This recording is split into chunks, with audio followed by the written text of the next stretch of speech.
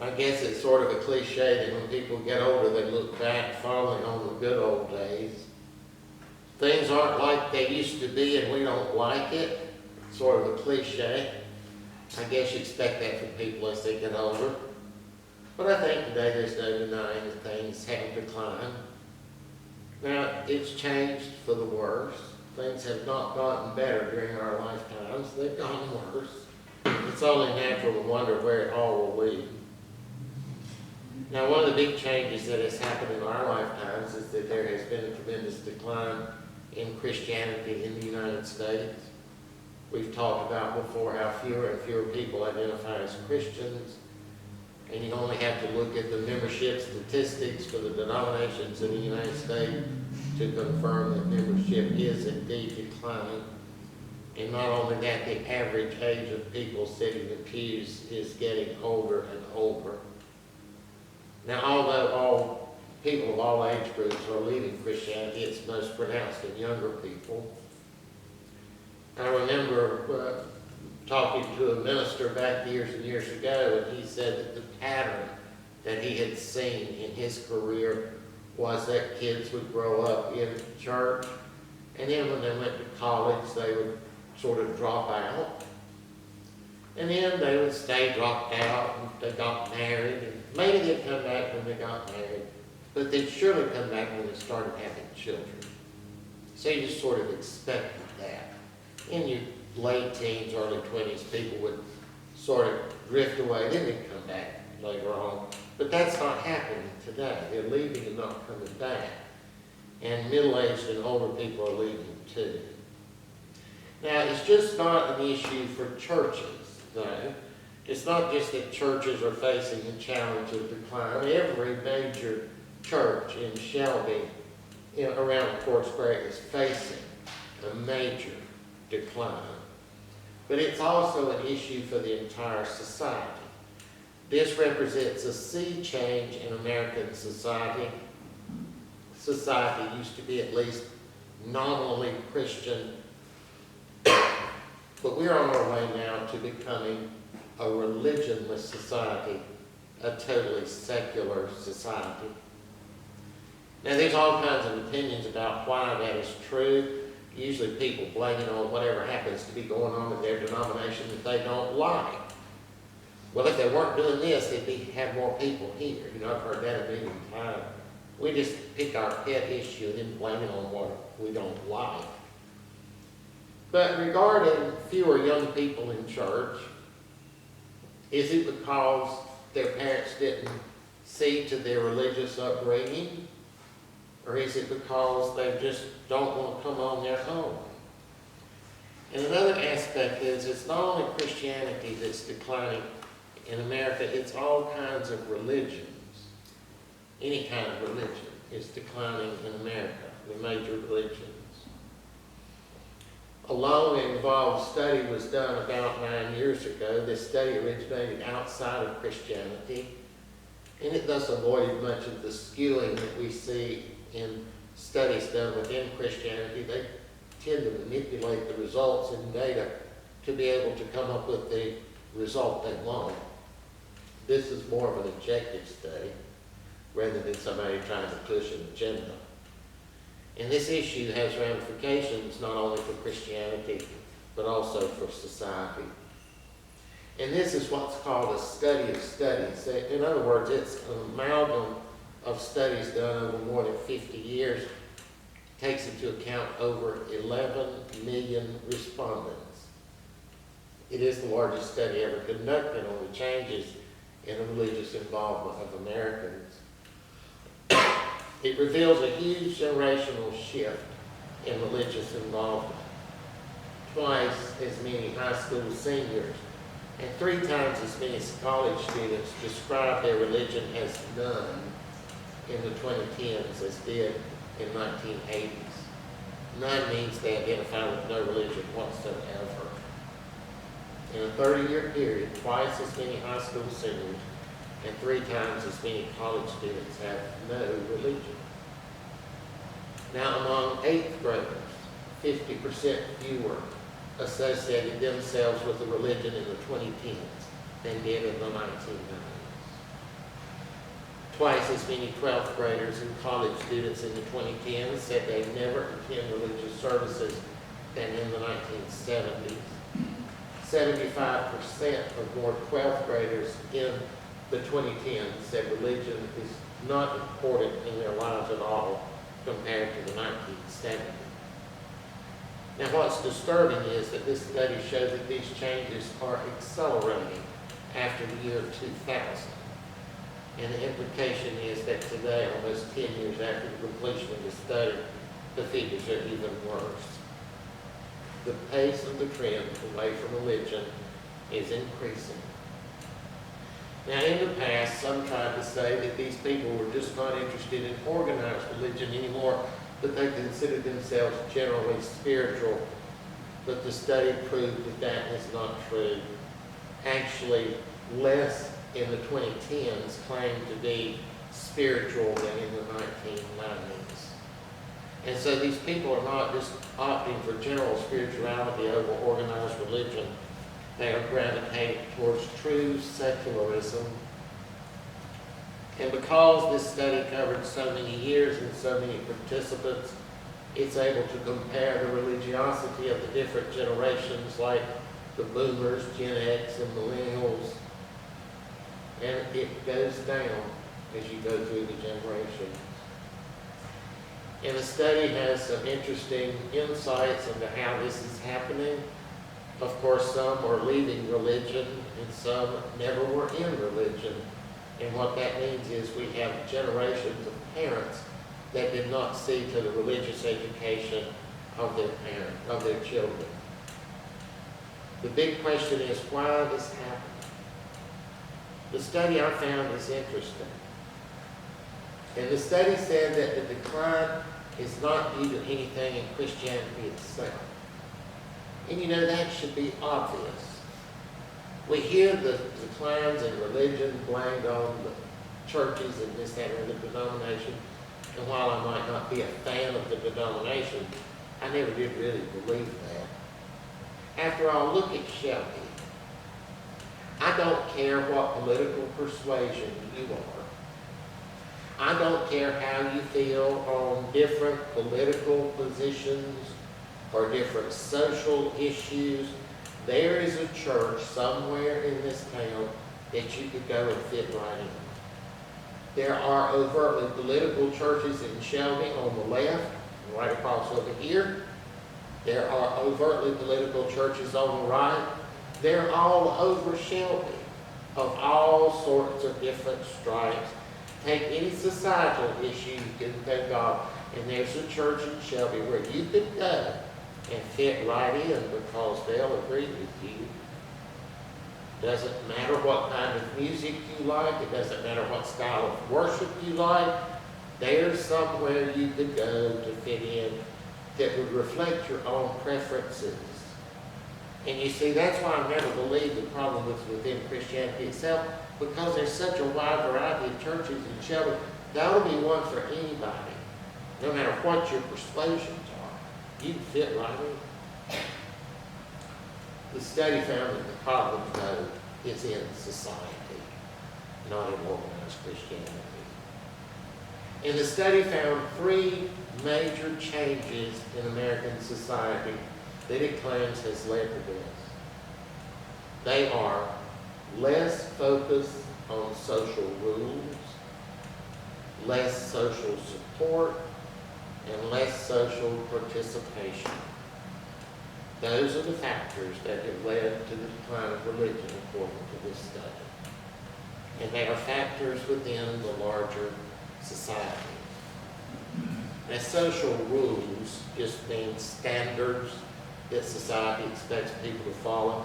Social support means you have the feeling of belonging to a larger group of people who are like-minded and are empathetic to each other. Social participation means civic involvement and participation in larger societal things. People tend to be religious when they are part of a cohesive society. When they are not a part of a cohesive society, they tend not to be religious. So let's look at the three factors individually. First is social rules.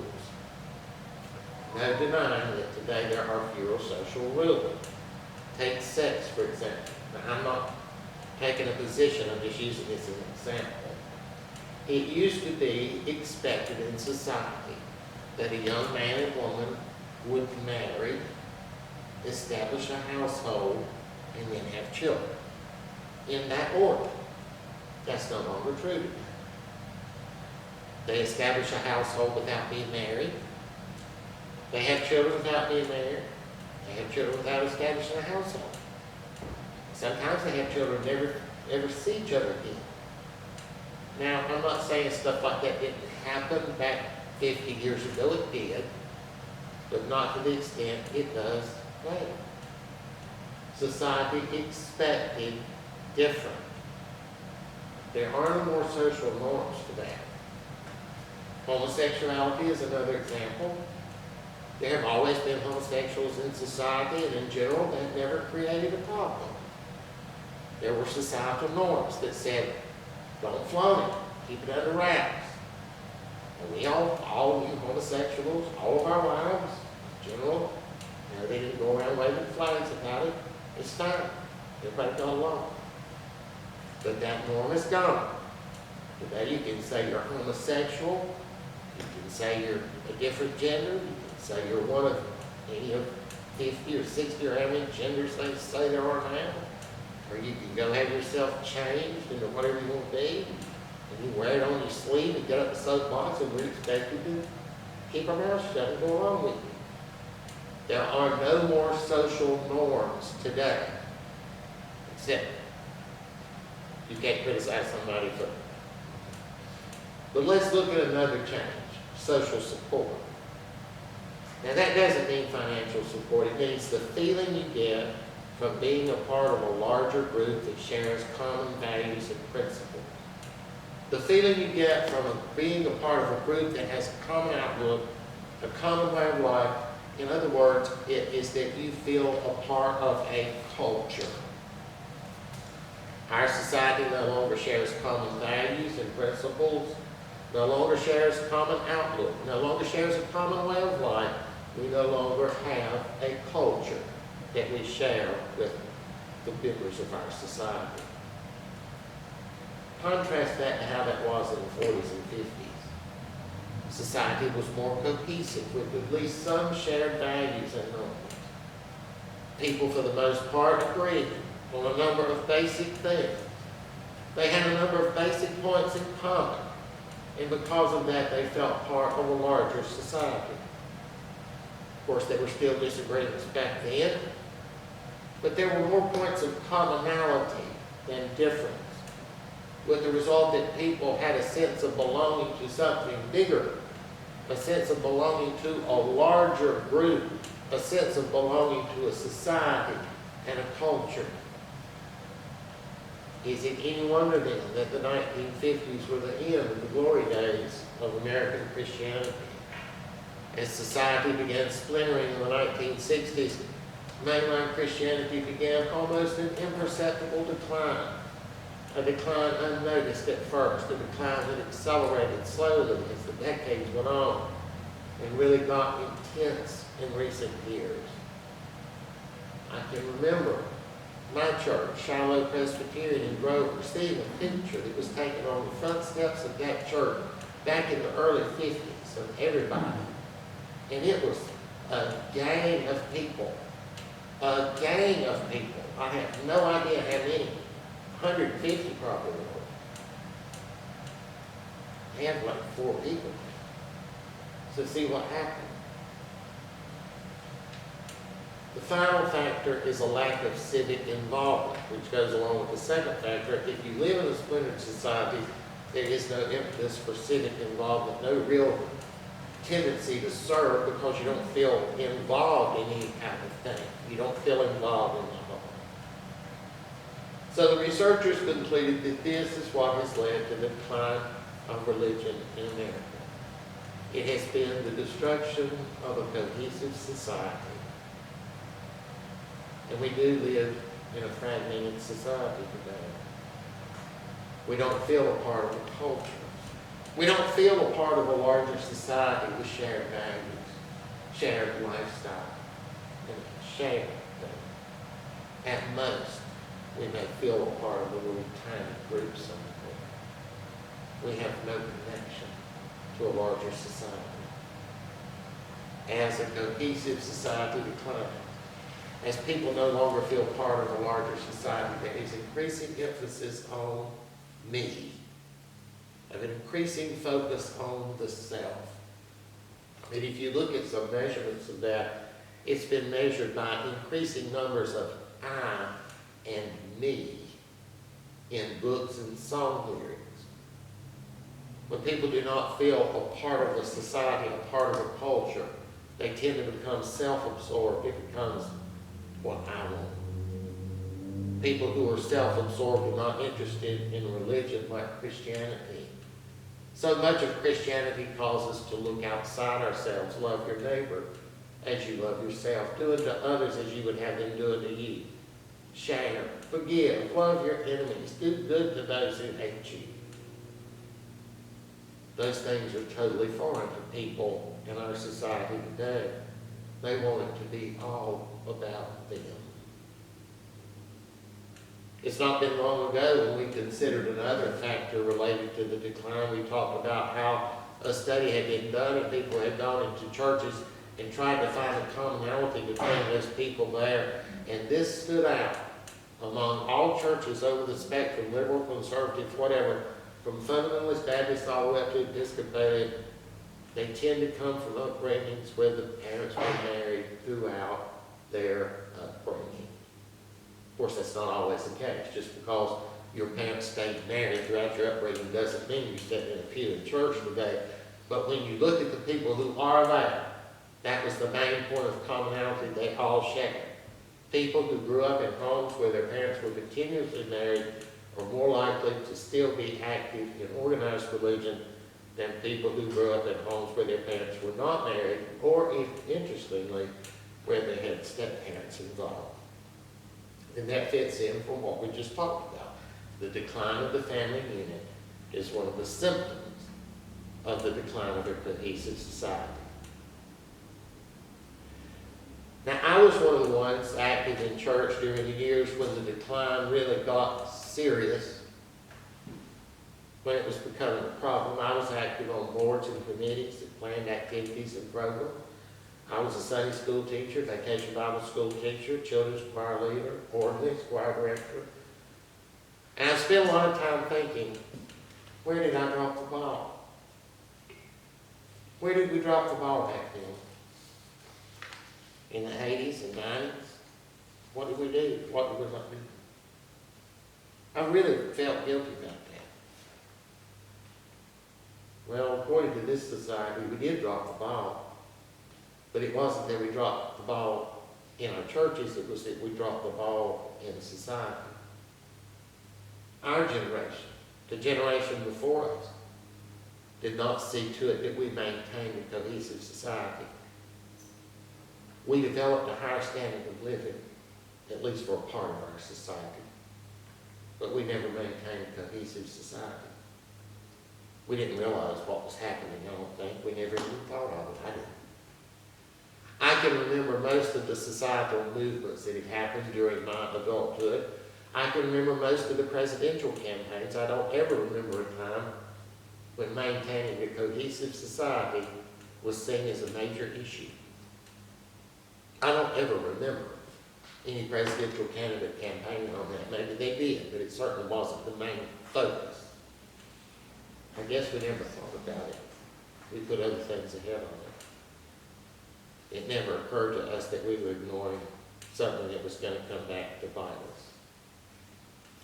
So today we face the prospect of having a totally secular, religionless society, and it is coming faster than we think.